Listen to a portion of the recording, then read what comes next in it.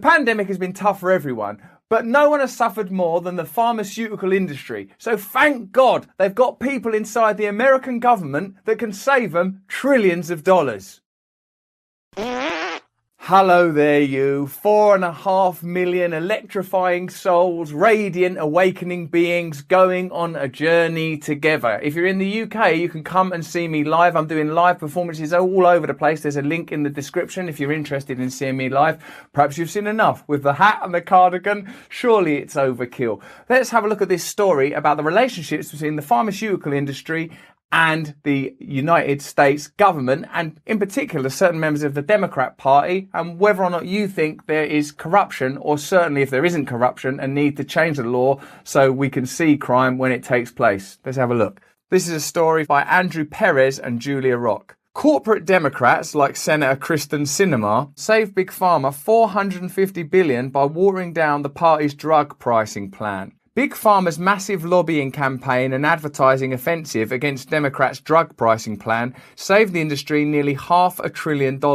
That represents a return of more than 1,700 times the investment the drug industry has made on lobbying Congress this year. Sometimes when I see those figures for lobbying, they spend this much money on lobbying, I think, bloody hell, that's expensive. Surely that's a waste of money. But then when they get 1,700 times the return, that's brilliant. You wouldn't get that odds on any kind of racehorse, would you? So you're better off corrupting the government through bribes than gambling. We've learned one thing already. The outcome illustrates why industry groups are willing to throw ungodly sums of money at influencing Washington lawmakers. While spending hundreds of millions on lobbying and advocacy efforts might seem exorbitant, it's nothing compared to the hundreds of billions these business interests stand to lose if legislative decisions don't go their way.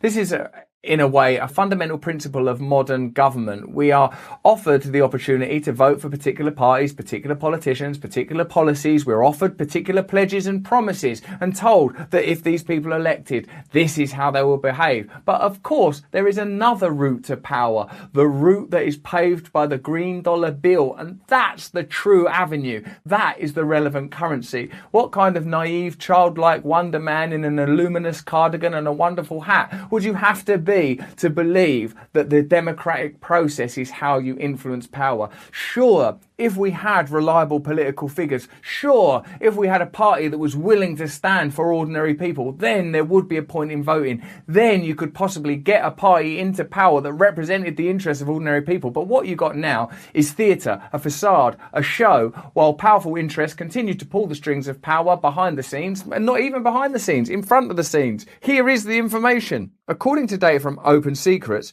the pharmaceutical and health products industries have spent $263 million on lobbying in Washington so far this year. Dark money groups with ties to Big Pharma have run misleading ad campaigns promoting the Democrats who work to gut the party's drug pricing measure, and they've also spent millions on ads attacking the entire concept of allowing the government to negotiate drug prices, an idea that is broadly popular and one that many other countries have implemented. Polls show that the idea of allowing Medicare to negotiate drug prices is popular to the point where swing state Republicans and swing district Democrats and even former President Donald Trump have expressed support for it. It's weird, isn't it? You can control consciousness, you can control outcomes. An idea rises to the surface, which seems like a good one. Why don't we regulate drug prices so people that have to use medications, and probably in some cases have been encouraged to use medications, or in other cases mandated to use medications, have some kind of regulatory reassurance that they won't be overcharged for these drugs? Well, that whole concept has been bashed, ruined, undermined, and the people that are negotiating are funded by, supported by, paid money by the very industries that they're attempting to regulate. The rise of populism is spoken of as if it's some sort of dirty word, but populism in effect should mean that people in power are considering as their number one priority the interests of the population, the populare, the vast number of people, and measures where ordinary folk spend less money on medication, where the pharmaceutical industry can't behave like gangsters, pressuring either financially or through other means the media, the government, to create favourable conditions, seems obvious to me. The lobbying by Big Pharma to boost allied lawmakers and oppose Democrats' drug pricing measures may seem staggering, but in total the effort will end up costing less than 0.1% of the $450 billion the industry will get to keep thanks to corporate Democrat handiwork.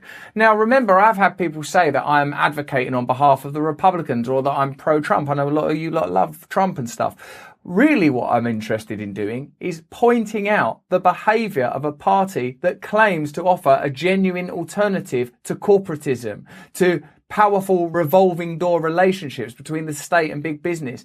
And this story shows you plain as day that the Democrats are in bed with Big Pharma. And this is stuff that can be demonstrated and proven. And unless you believe that we have access to 100% of information, you've got to assume there's other stuff that we don't know about. Voters may not even begin to see any savings from the drug pricing provisions until after the 2022 midterm elections, and some other changes wouldn't take effect until after the 2024 presidential election. With the world moving as quickly and as radically as it is at the moment, those don't seem like reassuring measures. You don't know what kind of civilization you'll be looking at in a couple of years, the way that the world's changing quickly. Why do these measures take so long to implement when you can overnight implement lockdowns when necessary? Mandate other medical procedures that are favourable to the pharmaceutical industry. One might imagine, although I don't have an opinion on it, that given the amount of money that is spent by these companies, both on media advertising and lobbying the government, it's very difficult to get legislation through that has an adverse effect on the pharmaceutical industry, and that the reverse is true. When something is beneficial to the pharmaceutical industry, the wheels are greased, the palms have been greased, the path is an easy one to walk. Someone other than me might speculate because I don't have an opinion, but hats I've got, cardigans galore. Opinions, where are they, baby? As Politico noted, penalties on drug makers that hike prices faster than inflation won't begin until 2023. And the lower prices Medicare will negotiate with pharmaceutical companies for some of the most expensive drugs won't be available until 2025, with a full phase coming in 2028. It's just off in some mad future. We'll be run by robots and aliens by then. Who cares about that? You'll be negotiating with your iPhone, will be your boss by then. Can I go out of the house, please, iPhone? Negative. What about my COVID test? Positive. Oh. Our friend David Sirota, not literally friend, we don't actually know him, but I like the stuff he writes. David Sirota, writing in the Daily Poster, says, previously we learned that Merck, I don't like Merck as a name. Don't judge a book by its cover. Don't judge a pharmaceutical company by its name. But if its name's Merck, that sounds like murky, and Merkin, which is a pubic hair wig, which, let's face it, shouldn't exist, then why should we trust you? Merck is planning to charge Americans 40 times its cost for a COVID drug whose development was subsidised by the American government. What? 40 times the cost? Well, at least it weren't subsidised by the American government, which we ultimately pay for with our money. It was subsidised by the American government. Damn you, Merck, you murky pubic wig of an organisation! Americans are facing not merely expensive drugs, but prices that are examples of outright profiteering.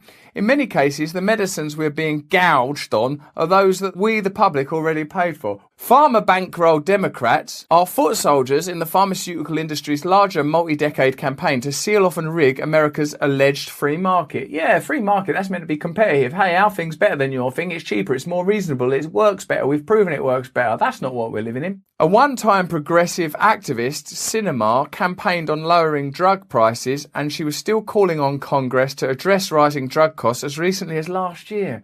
She's like Siddhartha. She's like had an epiphany. She's had an overnight conversion. She's like Saul on the road to Damascus, feeling the blinding white light of Christ lighting her up from the inside, except instead of that, it's Merck, a creeping, crawling pubic wig, trundling up her leg, offering her benefits. Possibly. In the 2020 election cycle, pharmaceutical political action committees suddenly funneled more money to her than they did the whole 6 years she served in the US House. Do you know who I like? Sinema. She got something. Give her so much money. What a coincidence. She's seen the light. She's changed her opinion. Could there be a connection? All told, Sinema has received at least 750 grand from pharmaceutical interests and 920,000 from other industry lobbies. Politicians, that's not even their job money. They should have no more money from lobbying. That's outrageous. Luckily, campaign films of Kyrsten Sinema exist, so we can track whether or not she fulfilled her early promises, or if she was always upfront about when I'm in government, I'm going to be making sure that the pharmaceutical industry have the time of their lives. Let's have a look. I guess I'm a little bit different than most people in politics. My mom struggled to take care of us kids on her own. For nearly 3 years, we lived in an old abandoned gas station without running water or electricity. But luckily, we always had access to Pfizer drugs. It was Pfizer that came to our rescue. We always had a little pubic Merck wig to sleep under. And I said, if I ever get the chance to make just a couple of $1 billion back for Merck after the warmth they provided, I'll make sure they get it. Those were tough times, but I knew it could be different. I never believed that being homeless was going to stop me from being who I wanted to be. And that is a corrupt politician. See, my parents taught me that if you work really hard, eventually you will be lobbied by very powerful business interests, and you can forget all about the pledges you made to help ordinary people. I always had a team of teachers, family, and friends rooting for me to make it, helping me along the way. Now I've got a team of powerful pharmaceutical industry partners and lobbyists, always rooting for me to be able to represent their interests in Congress. It's actually, for me, it's worse when someone does that. Like, she knows what it's like to be poor. So, like, to mobilize that narrative in order to further make the circumstances of ordinary Americans worse is mental. How can you do that? When I went off to college, I knew I wanted to help other people get their shot at the American dream. Oh, you're helping people get their shot, all right. The way I see it, the American dream is a combination of working hard, pulling yourself up by your bootstraps every day. You can't actually pull yourself up by your bootstraps because you are holding the bootstrap and you're wearing the boot. You're just going to eventually break your ankle. That's why it's such a perfect metaphor for the impossibility and implausibility of making something of your life. And using the example of one working person who's managed to grab a ladle so that they can feast on the trough of corporate corruption and trotting them out as an example of how fair the system is actually not only contradictory and oxymoronic, it's propagandist. But also reaching out to help those who need a hand. And then taking money from those people with that reach and giving it to Merck. That's certainly been the story of my life. That is the story of America. I'm surprised whoever's playing that piano can keep up the gusto. I'm not playing this anymore, you're lying. I owe a large debt to my country. Well, you'll be able to pay it back now. You've got that Merck money. I got my shot, and now it's my duty to help others get their shot. Well, it's going to be mandated probably, so... I have the chance to change things and help Arizonans every day. Whether it's a veteran who can't get his benefits. She shouldn't be taking money out of their pockets, every single one of them. She may as well slap that veteran with his war hat. A widow who needs Social Security. Look at that drugs on that table. Have you paid for all those drugs? I hope so. I'm going to have to take a little bit more money if you want to keep them. A businessman who's struggling with red tape.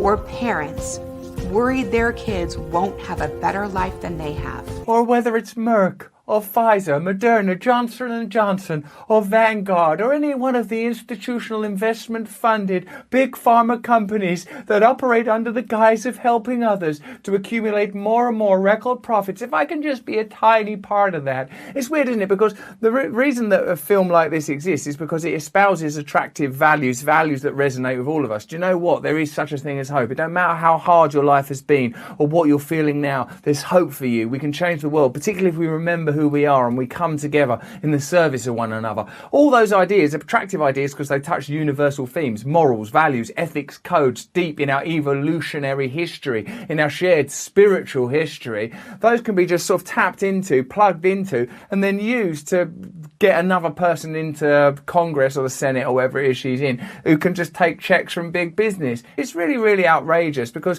this is a person with potential. This is a person that could make a difference, but their head's been turned. And who am I to say that we're a hat company to come to me and say, Russell, you just shut up about this stuff and you can have as many hats as you need. Maybe I'll be like, oh, okay, who cares, baby? I love these hats and cardies. I don't know, none of us are perfect, and there shouldn't be an expectation for people to be perfect. Politicians, human beings, they're flawed, they're fallible. But really, what this points to is the massive requirement for systemic change so people aren't forced to make those kind of choices or be in that situation. You've got to have like heroic abilities to withstand temptation, and that requires a spiritual dimension. And our creed, our religion, plainly is built upon avarice and greed, because otherwise, why would these companies be doing it? Why aren't the government stopping it? Why are individuals like this senator, who clearly went into politics for the right reasons, or at least was able to list the right reasons in a video,